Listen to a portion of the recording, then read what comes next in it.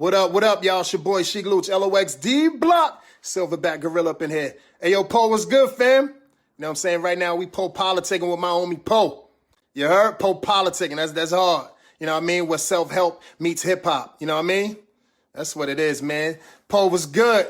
DJ period, just two black brothers. You know what I'm saying? We three black brothers. The Locks doing what we do, too. You know what I mean? Preserving the hip-hop culture and all that, and introducing the future stars. Hey, yo, keep shining, King. You already know what it is, man. We got you over here. You do your thing over there. Sheik Luch, LOXD Block. Yeah, Po Politicking. Peace. PoPolitickin.com.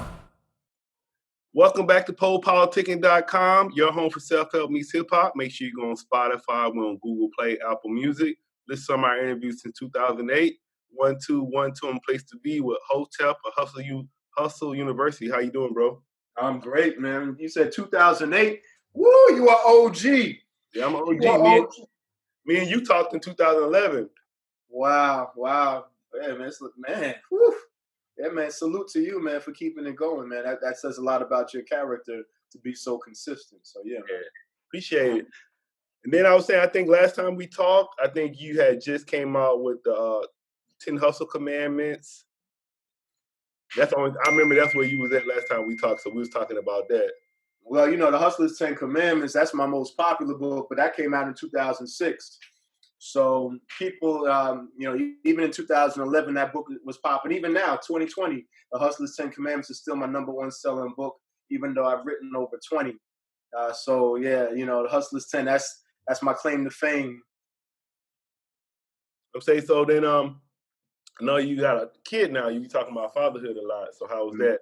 Man, I'm enjoying fatherhood. That is, so I went from speaking a lot and focusing a lot on entrepreneurship, which I still do a lot today, but more that the shift of mindset that requires to become a successful entrepreneur. Then taking that information, that mindset shifting information and applying it to education, because I was a former school teacher. And so I took that same competency of helping develop those soft skills, if you will, and apply that in the classroom and developing curriculum for schools. And that really took off for me in such a way. But now, becoming a parent for the first time has taken, has allowed me to take a lot of what I teach and apply it from the beginning. You know what I'm saying? Mm-hmm. Like as Frederick Douglass once said, it's easier to build strong children than to repair broken men. And so the work I found in both sectors, whether in education or in entrepreneurship and helping people build business, is that I find myself working with adults who are broken, adults who have suffered from different types of traumas and being misinformed, ill-informed, miseducated, developed dysfunctional beliefs about themselves and the world and other people. And those things have settled in and hardened like a crust around them. So when I'm training teachers or when I'm training entrepreneurs, that's really the work that I have to deal with is, the hardened crust around a dysfunctional mindset. And when that happens, it doesn't matter what kind of information a person gets when they have a dysfunctional mindset. It always comes out as the output always comes out as more dysfunction. That's why knowledge is not power. A lot of people, beyond that knowledge is power statement. It's a false statement, because we all know smart people that make stupid decisions, right? So what that means is if you or anyone knows on this, that's listening to this, knows of smart people that make stupid decisions, you also know that knowledge is not power. It's not information that necessitates power in our lives. It's indeed the strategic application of knowledge that brings power. The strategic application of knowledge and the way we apply that information and those resources that we have is what makes all the difference. So in any case, that is the reason why a lot of people, no matter how educated they become, they will never be successful in business, and they'll never make the gains and meet the goals that they have set for themselves, because they haven't made that shift in mindset. So in any case, I say all that to say, becoming a father allows me to pour all of myself and all of that information into a human being from the beginning, to build a strong child instead of, so that no one has to repair him as a young man, as an adult.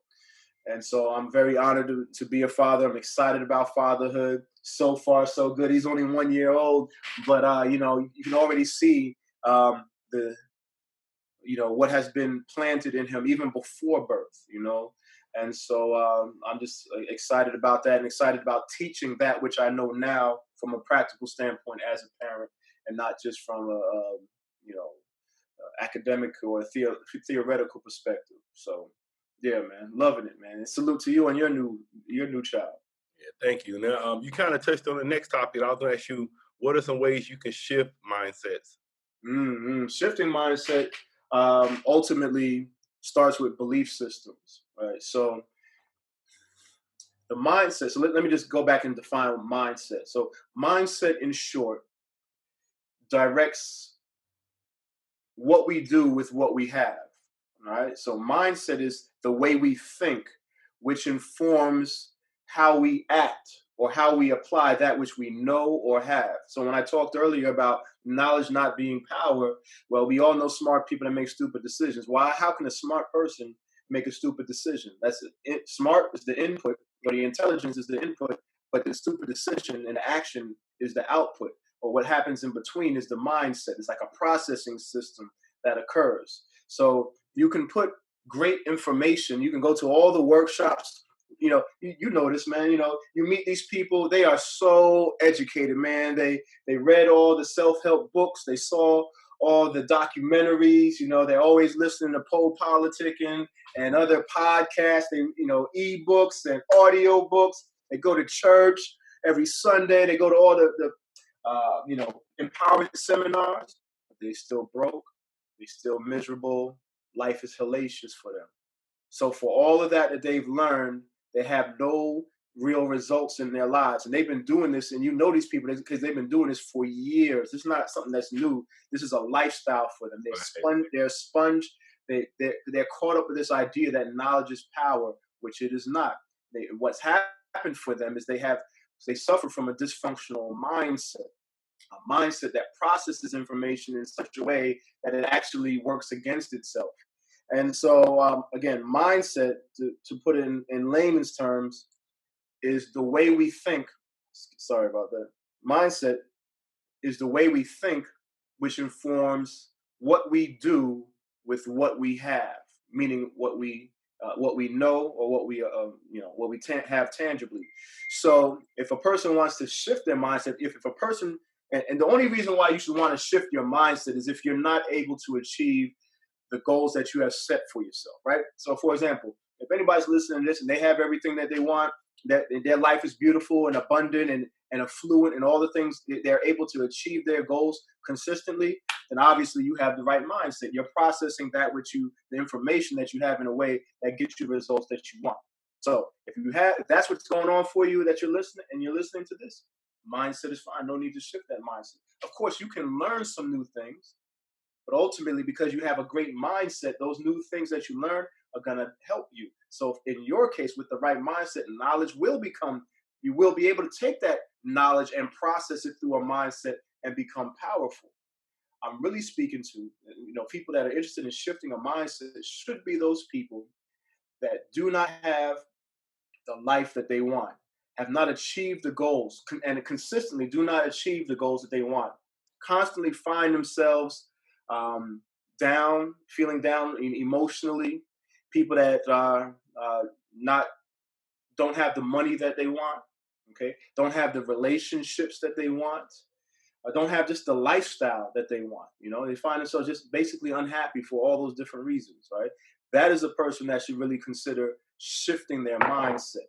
The way that's done ultimately starts with focusing on what a person believes. The first step to shifting a mindset is centered around beliefs, because beliefs are the building blocks of mindset, right? What we believe about ourselves, what we believe about other people, and what we believe about the future and the way the world works. So with that being said, That's what the Hustler's 10 Commandments was all about. You know, the Hustler's 10 Commandments is a 10 principles that help shift the mindset. You know, what I used to call that hustler's mindset, right? I still call it today, you know, that hustler's mindset. What does a hustler do? A hustler makes a way. A hustler doesn't sit around talking about, I don't have no resources. No, a hustler says, you know what? The lack of resources is forcing me to become very resourceful, right? That's how hustlers think. Hustlers don't sit around talking about, oh, I don't have this, I don't have that, like most people do. Oh, we don't have this, we don't have. They whine and complain and blame other people. No, that's not what hustlers do. Hustlers gonna make a way. They say, you know what? I don't have it, but not having is no excuse for not getting. Let me get on my hustle, right? Now, and you know, I got quotes for days on all this. So my point is, that's a shift in mindset. Some people sit around looking at the obstacles, other people see the opportunity. That's a shift in mindset. Hustlers understand that very, like, if you're a bona fide hustler, go-getter, the things that I'm saying are resonating with you right now. You're like, damn, look, bing, bing, bing. Other people are like, oh, you know, that's right. You know, it's funny to me, like I do the podcast and people be thinking like, oh, what I need? Like they think they need all this equipment. I'm like, shit, you need a computer and a damn mic and good to work. They think they need all this shit and that'll hold them back. They think they need a whole studio to do some shit. Yeah.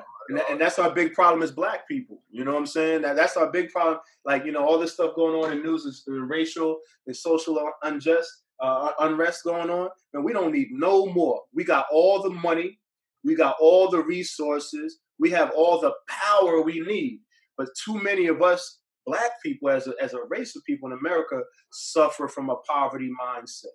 We suffer still from that slave mindset. So ultimately, the things we believe about ourselves are dysfunctional, right? So I can take this in levels of business. I can take this in levels of education. I can take this in levels of race, right? A lot of Black people have been sold the idea that we don't have the, like, you know, I came up. I was going to ask you about that owner slip of slave ship post you made. So you got to put it to it. Okay. All right. Well, you know, so a lot of us as Black people have been sold the idea that, you know, and are guilty and insane. We're complicit in our own unequal treatment. And the reason why I say that is because we actually believe we don't have power. You know, we've been sold the idea that we don't have power, and we've internalized that. And that is the biggest problem that I find we have in this country as African Americans, is the belief that we don't have power. So, for example, there used to be, you know, we used to say, I went to a HBCU, I went to Morehouse, and one of the statements we used to say, which I hear still to this day, is, oh, you know, Black people can't be racist. We don't have the power to be racist. That's not true.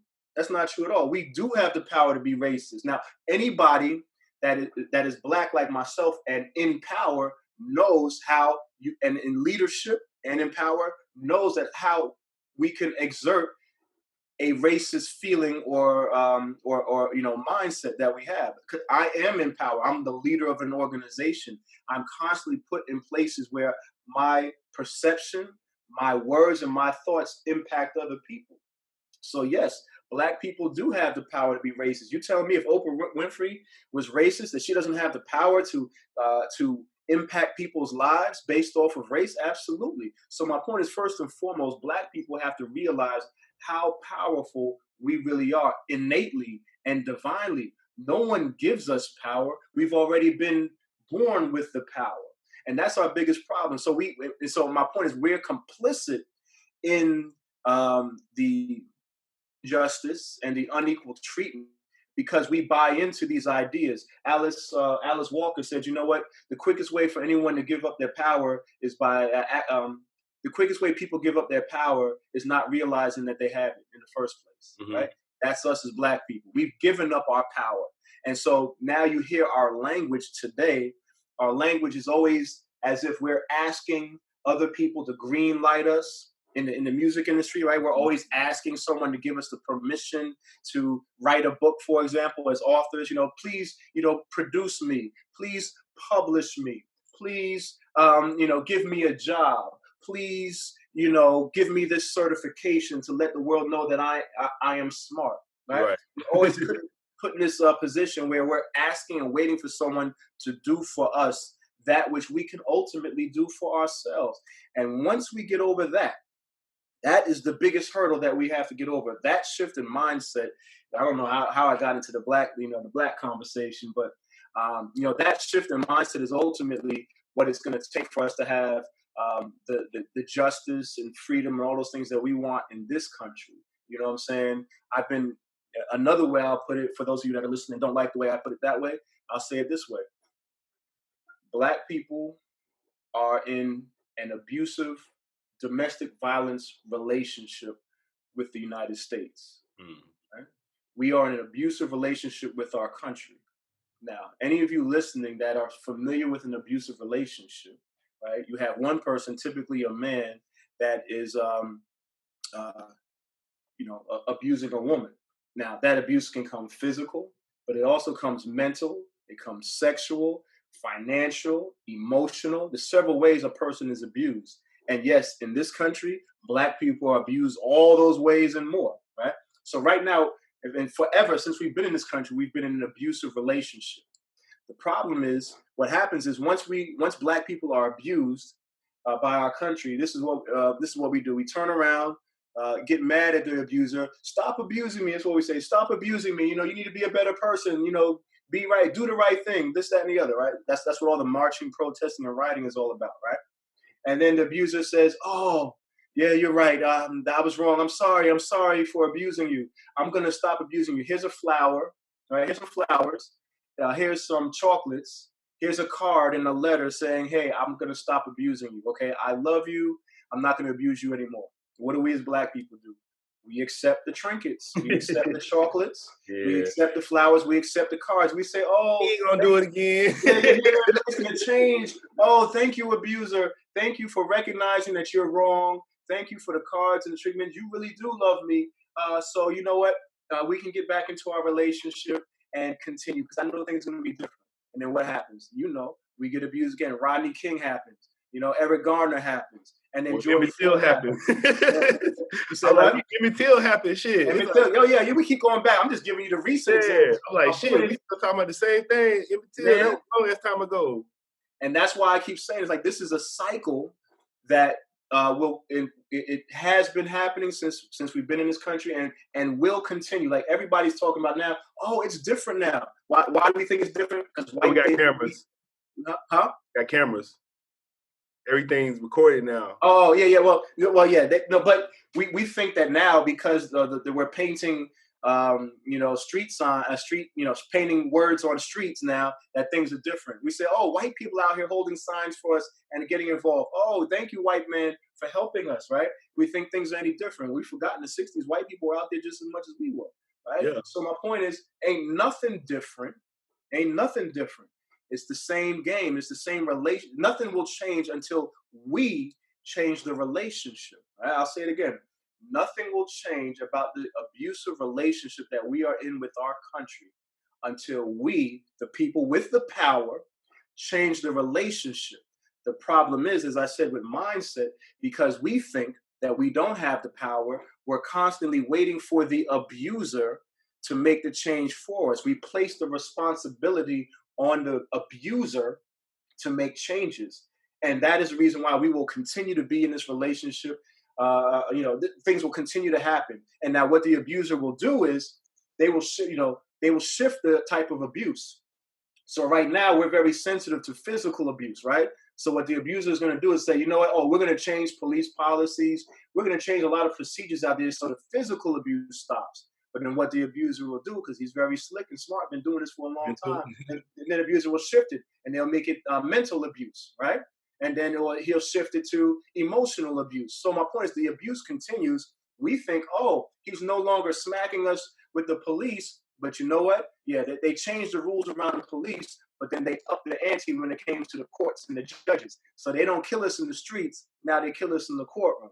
You see, but we're not paying attention to that. That's how this game is played, right? That's how the abuser plays the game. They shift the types of abuse that they bestow upon us. We get excited about changes made in one area of abuse, but then all they do is just shift their energy to different types of abuse that we're not paying attention to, because we fail to see the big picture, the nature of the relationship, the nature of the abuser, and ultimately the solution is changing the relationship significantly between us and our country. Now, that's done in many different ways, right? Some people might say, oh, well, be like Jennifer Lopez and beat the abuser up, right? Enough, right? Then the movie Enough, or you could, beat the abuser up. That ain't gonna happen, right? We can't beat the abuser up, but we don't have to, right? There's other ways to change the relationship, right? So we can just say, you know what, abuser, I'm gone, I'm leaving, right? We can, a lot of Black people are talking about this, let's leave America, right? And, Exodus, they call it Black Sit for those that are wondering, right? And let's get out of the country, all in all. Personally, Garvey was talking about that, right? When Marcus Garvey talking about that back in the day? Absolutely.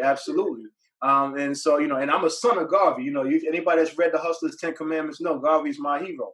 Right? So that's another way. I question how effective that would be. Ultimately, I think that the best way to change the relationship between us and our abuser is by demonstrating to the abuser by proclaiming our own independence, even though we can exist right next to him. So, for example, I use a young lady, for example. So some girls in an abusive relationship, they'll stab and shoot their abuser, and go to jail for that, right? Some of them do it would be justified, some of it would be justified, right? But oftentimes that's not a good strategy. Others, they'll leave the relationship, and but the abuser is still an abuser. And every time she sees that guy, it's still that tension, that I'm still scared of him. I'm just gone. I ran away from him. So I have to stay away from him because I can't exist in the same room with him because I'll fear that mental, emotional, or physical abuse. So ultimately, by running away, you just kind of demonstrate that you're either scared or either scared or you can't compete. You can't compete with the abuser at all. So you just ran away. I think another way, a third way at least, and I don't know which is I'll say the way that I prefer, is say, no, I can compete. I can stand right next to you. Let me show you that you are not, you can't beat me. You're not superior to me. And yes, I get my own money. I get my own thing. And I'm not going to allow you to take it. I'm going to stand right next to you. I'm going to stand right next to you and show you that I am equal to you in all ways. And I demonstrate that by, as a woman, she'll demonstrate that by getting her own job, getting her own, living and driving situation, getting her life together. But she's not afraid to go see the guy, like, yeah, what's up? So my point is, we can do this as Black people in this country. And my strategy for that is what I call ownership or slaveship. That's the statement. I don't, you'll never hear me talking about Black Lives Matter. That's more slave talk. That's more powerless people talk. You know what I'm saying? Only a powerless person will sit there and say, my life matters. You see, that's powerless language. You'll never hear that from Hustle University. That sounds like let my people go, basically. Yeah. Again, let my people go. That's a perfect example. Let my people go is more slave language, right? That's like, okay, that's saying you have the power and I need you to let me go. You ain't never gonna hear that from Hustle University. I ain't waiting for nobody to let me go. I'm out. Yeah. On some Harriet Tubman. You know what I'm saying? Also, that's why I like Harriet Tubman, because Harriet Tubman is not sitting around talking about, oh, let my people go. I'm out of here. That's Harriet Tubman. I'm out of here. That's the attitude that Black people ultimately even like, I'll be like, okay, how America be talking like, I remember that one dude. Didn't the one dude say, give me liberty, give me death? Yes, he did. Shit. So what's the difference? Why we can't live like that? He said, give me liberty or give me death. Shit. Absolutely. 50 Cent said, hey, get rich or die trying. Same attitude, right? Mm-hmm. Same attitude. But again, I want to make sure that I'm clear on the shift of language. That at Hustle University, teaching an empowered mindset is what we do. Whether you call it the hustler's mindset, you call it an achievement mindset, which is something we teach in schools. It's an empowered mindset, the mindset of free thinking, powerful people. And with that, we do not ask other people to do for us that which we can do for ourselves. So you will never hear out of my mouth and any of our students and people that come through the Hustle University camp the language of give me something. Even that demanding, people say, oh, no, Hotep, we're not asking, we're demanding. Demanding is just a hard ask. Don't act like demanding is any different from asking. It's just a hard ask. Demanding is still positioning yourself in such a way that you're requesting something from someone else as if they have it. My point is for all of us to understand that we have the power. Our problem is we don't exert it. We don't use it. The same way I talked about with knowledge, right? We don't have power because we're not strategically applying that which we know and have. We fail on that miserably each and every time because we don't recognize the nature of this relationship we have with our country, because we have dysfunctional beliefs about ourselves, other people, and the future. And a lot of that for us in this country comes from slavery, and in other countries around the country, it's a result of colonialism. So at the end of the day, Black people around the world suffer from a severe identity crisis and inferiority complex. That's the reason why you hear us talk so much about white supremacy. The fuck is that? You got me cursing now. I'm sorry. I don't know if you know what I'm saying? White supremacy. What is that? That's just an idea somebody has, some white guy has. Okay, so some white people think they're superior. I know plenty of Black people that think they're superior, but you will never hear Black superiority as a thing, right? White people didn't make white. Let me just be clear. White people did not make white supremacy as a thing. Black people did. We bought into this idea that a few white people have, and now we made it this big thing, this big monster of a thing. But all white supremacy is an idea that a few white people have, and now we just turned it into the big boogeyman of the world. You know what I'm saying? The reason why we do that, we created white supremacy as a thing because we actually feel Black inferiority. That's why white supremacy is a thing today, because Black people ultimately feel inferior. You know what I'm saying? So, I want to challenge all you guys on to stop talking about that white supremacy thing. Do some white people think they're superior? Yeah, so what? And it's not the big scary monster that you make it out to be. You know what I'm saying? And not every white person that feels confident about their history and culture is a supremacist. You know what I'm saying? And if you think they are, then maybe you need to get more right with your history and culture. You know what I'm saying? Because it's ultimately confidence in oneself. Like, white people ain't evil and racist and supremacists just because they have confidence in themselves. They only look like that to us because we feel we don't have confidence in ourselves. You see? That's why, we have this big issue in our country about that. In any case, So, solution, ownership, or slaveship. Let's stop the hashtag Black Lives Matter, because we already know that. You know what I'm saying? And this hashtag ownership or slaveship. Now that is a statement of strength. That is a statement of power. That is a statement of intention. Instead of people marching to, oh, my life matters, please, woe is me, my poor people. No, we go out there and we say ownership or slaveship. That's code language right there. That's like, yo, get off the slave ship and let's get on this ownership. Why is ownership important? Huh? Why is ownership important to you? Ownership, and let me be clear, I'm not just talking about ownership in business. I'm talking about, okay, great question.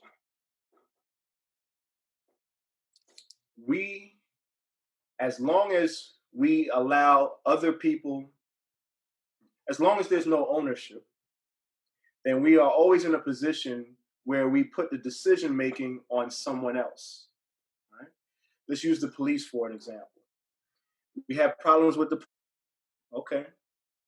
Well, then what's to stop us from building our own security and protection agency? There's nothing to stop us from doing that. Right? So we can build within our community, because we have the power to do this, our own security and protection agency, so that we don't have to call on the police. Because see, right now, this is the problem. Yeah, you don't like the police, but you gotta call them if you got a problem. Who else you gonna call? You see, we have no choice, no option. This is what's happening in our communities all across the country. We sit there and say, F the police, defund the police. But as soon as there's a problem in your household, who you gonna call? 911. So you're ultimately, I would say that's why. I mean, a lot of the gangs started because of that. Don't get okay. We're gonna go into that exactly. All right. So all right. Thank you for bringing up the history. Right. So this is us. This is why we stole. This is why the cycle continues. Number one, the biggest idea I want to leave with everybody is that it's ownership of slave ship.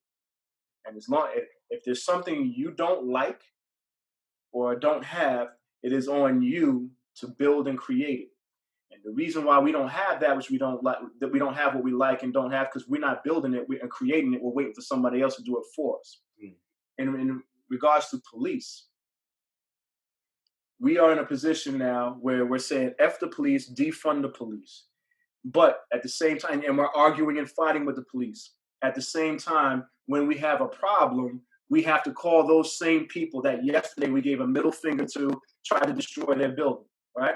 And then we expect those same people that we middle fingered and said F the police to come on time. You know what I'm saying? To respond. How you silly? That's stupid. You know what I'm saying? But we the stupid, we the fools for thinking that we can treat people in such a way one day and then call them the next day for help. What you expect to happen? But that's us, right? So number one, ownership of slave ship. Ownership says, you know what? We don't like the police. So let's remove ourselves from the relationship that we have, that abusive relationship, by creating our own police force, a protection and security agency. Now, this is done successfully in the Nation of Islam with the FOI, right? The FOI is a protection and security agency for the Nation of Islam. So you know what? Within those communities, you ain't got to call the police. You got options. You can call 911 if you want to. But you know what? If you don't like 911 and don't like the police, you can call the FOI as an option, right, to get your stuff handled. And if you need the police involved, you at least have a buffer between the civilians, if you will, and the police. You have that security agency which can act on your behalf. That's number one. Number two, you're right. You know, you talked about the gangs. Well, is that so? A lot of people, some people brought up the idea that, hey, Hotep, we need to get the Bloods and the Crips and all the other gangs involved. You know what I'm saying? They can be our security and protection agency. All right. Well, the question is, do you really want a gang to be your the gangs that were ravaging your community earlier? Do you want those people to be your security and protection agency? That's a question to ask. But ultimately, as you mentioned, a lot of the gangs started as a result of problems between the community and police. And the community said, you know what, we're going to build our own security and protection agency. And that's where a lot of these gangs started. Now, so for those of us that are interested in creating our security and protection agency, right, it has been done before. It's not a new idea that I'm introducing. But look at what has happened in the past for many of our communities to do so. Yeah, look at what we did to ourselves. Oh, you want to blame the white man for that one too? Right? Look at what we did. Look what we did. Right? So my point is, pay attention to the history, pay attention to the cycles that are occurring, right? And make a decision on how you're going to move forward with it. At Hustle University, we champion ownership, because if we're not in control, then we are always on the slave ship. And right now in 2020, yes, Black people in this country are still on the slave ship. They just don't know it. That's why what Harriet Tubman said is so important. She said, you know what, I saved a lot of slaves. I could have saved a lot more if only they knew they were slaves. That's gain. And that's what our country has done. And given us the appearance and feeling that we are off the slave ship, right? And that we're free and have all these things. And to enable them to continue to abuse us in several other ways. And they do the things that they do. You know, we had affirmative action. Now we have, other trinkets that they're going to throw at us this time. Oh, we got a sign post, names posted on streets in New York and Washington, D.C. Oh, great. They're taking down symbols. Oh, great. But that's just symbolism. That's more trinkets. That's more flowers and cards, It's not changing anything. They're doing all of that to keep us in the same relationship. That's the key. Keep Black people in the same relationship with our country and its institutions. Do what's necessary to keep that happen, and they will remain on that slave ship without even knowing that's where they are. That is us. Ownership is the key. Go ahead. I'm going to say, I don't know if you heard that Kanye West song, that New Slaves. So it's like now you got, like, especially Black people, we're like consumer slaves. So, the name brands, people spending $1,000 on belts and shit. $200 on a handkerchief because it say Gucci on it.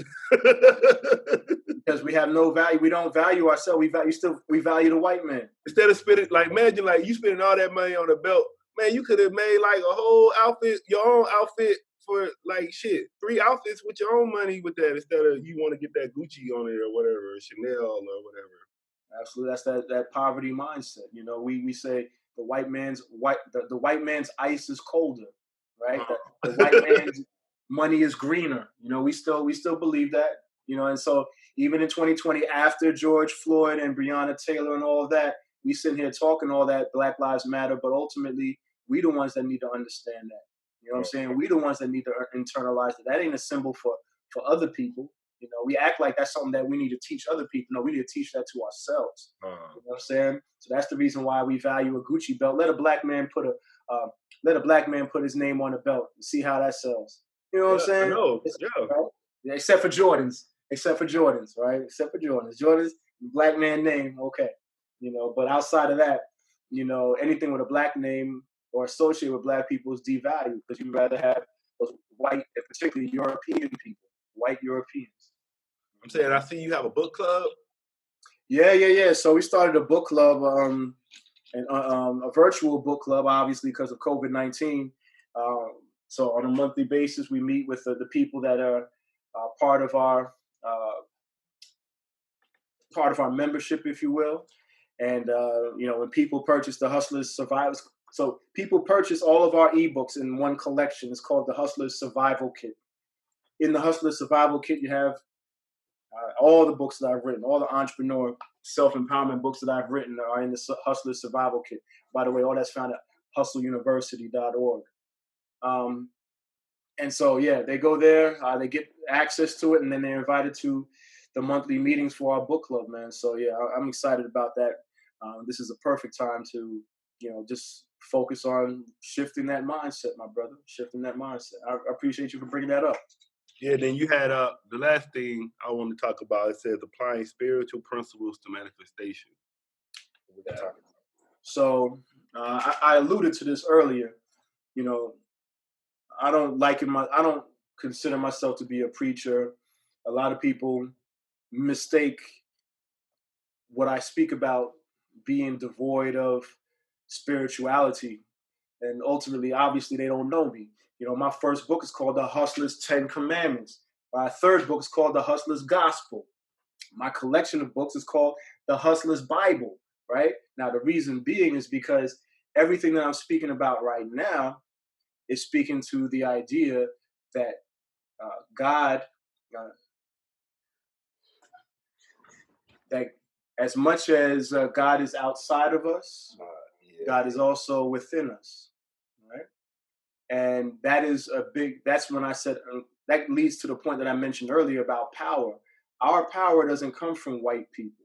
Our power doesn't come from the government or large corporations that can give us the green light for the production of anything.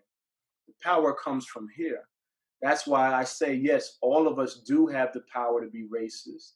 We have the power to feel like supremacists if we want. We have the power to change the world, you know, and that power is not by asking other people to do it for us. That power is by doing it ourselves.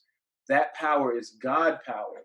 So when I speak of, and if you read the Hustler's 10 Commandments, if you read any of my books, all you will see is the understanding of God power resting within and how an individual can apply God power here on earth through business, through self-advocacy, through education, and through social justice, right?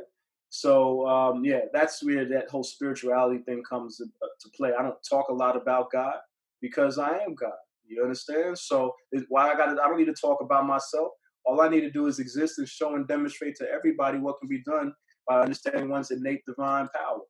So yeah, man, that's all my work. All of it comes from that understanding, singular understanding first and foremost. And everything else flows. You know what I'm saying? Ownership of slaveship. That's spiritual principles right there. Put it to the test. You know what I'm saying? And as far as Hustle University, for those that have forgot, hustle means work. It means get out there and do something for yourself. Anybody got a problem with that? Well, for all you Bible toters, well, I remember something that talked about faith. Yeah, but they say faith without works is dead. So what they say, faith without hustle ain't nothing. There it is. You know what I'm saying? Faith, your faith without any hustle ain't nothing. Because knowledge without power, knowledge is not power for the same reason. You see what I'm saying? It always takes hustle, no matter what it is that you do. So don't let nobody sell you on, oh, you don't need to hustle. I'm not a hustler. Get far away from those people that talk about they don't hustle. That's not about hustling. Get far away from them liars or ignorant people. Yep, go ahead, Po. So I've been, this might be a good question for you. I've been asking all the guests, what's a good way to flip a G right now? Woo! Gotta ask the hustler, see what the hustler say. All right, so excuse me.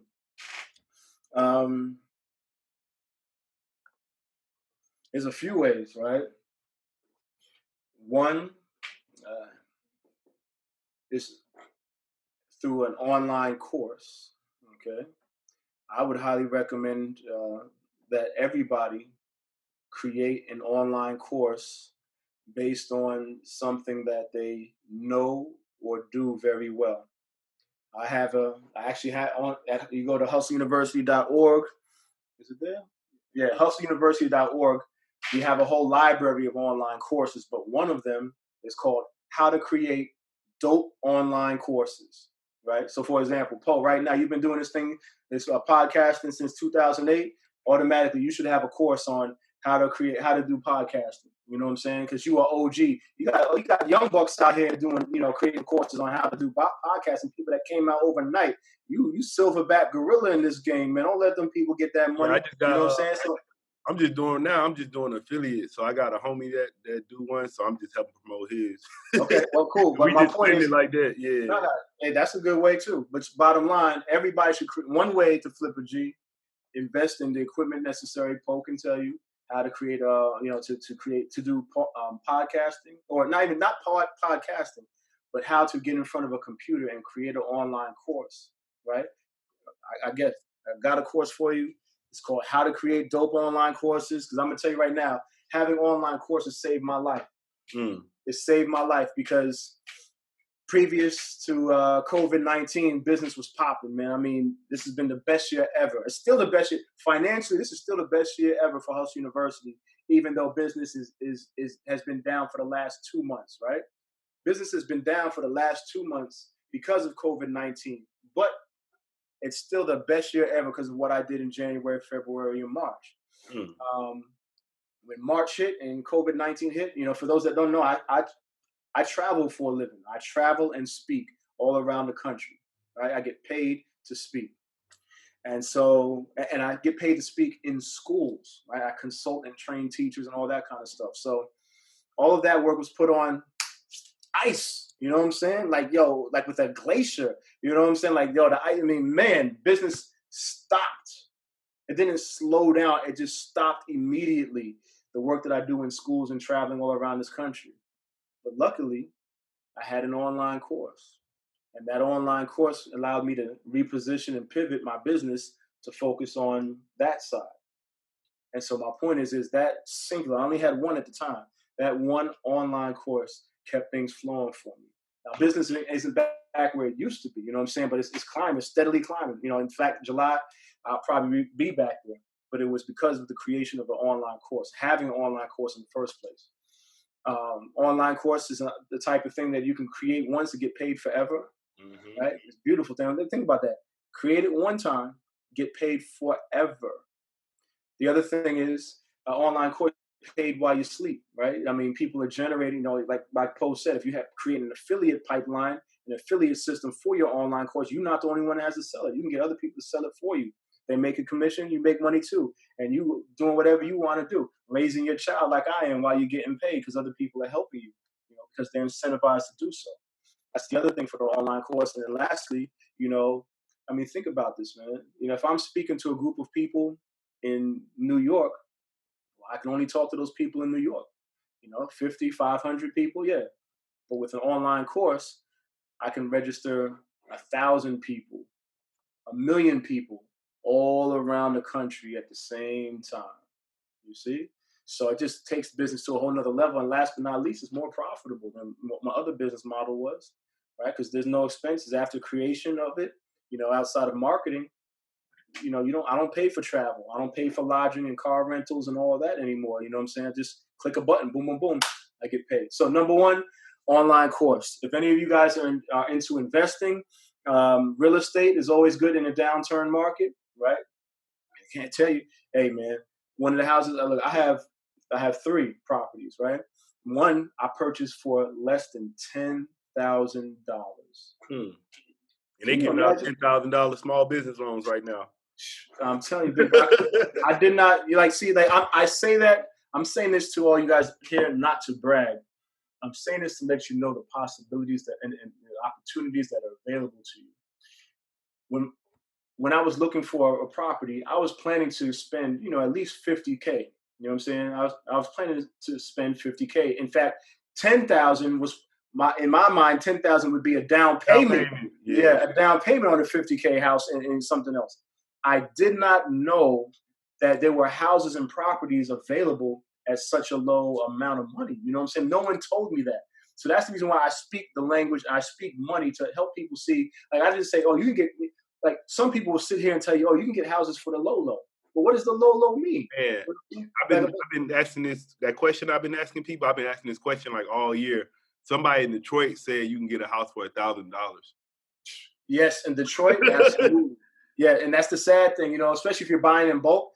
Detroit is at least that, I'm not sure if it still is, but when I was up in Detroit looking at properties, man, like literally, man, you can buy a block for $100K.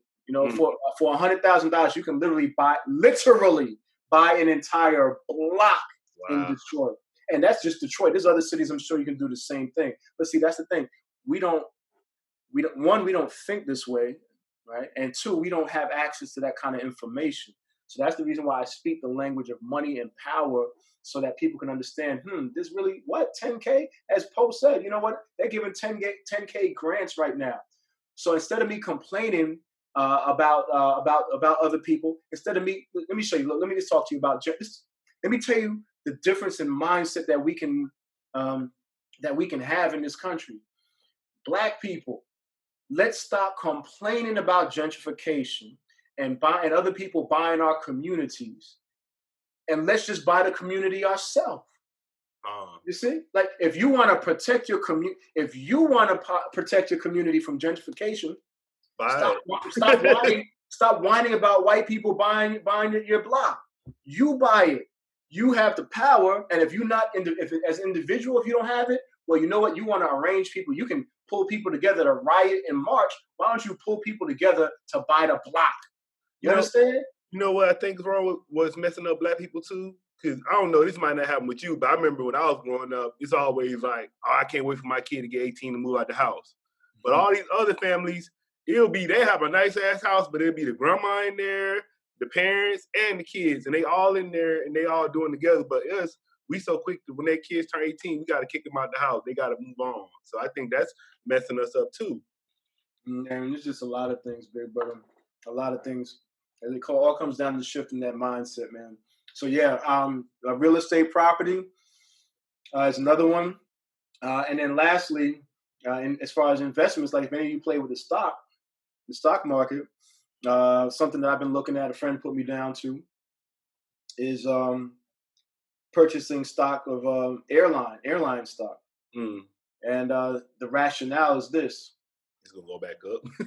there's certain markets that have been hit, by COVID-19, and that have been, just demolished. Let's put it this way. There are some industries that have been demolished by COVID-19. Some of those industries will never come back. Some of those businesses will never come back from COVID-19. It's a new world for them. Buffets is over. Yeah, it's done. It's gone. There's no more of that, right? Like, don't invest in buffets. Right?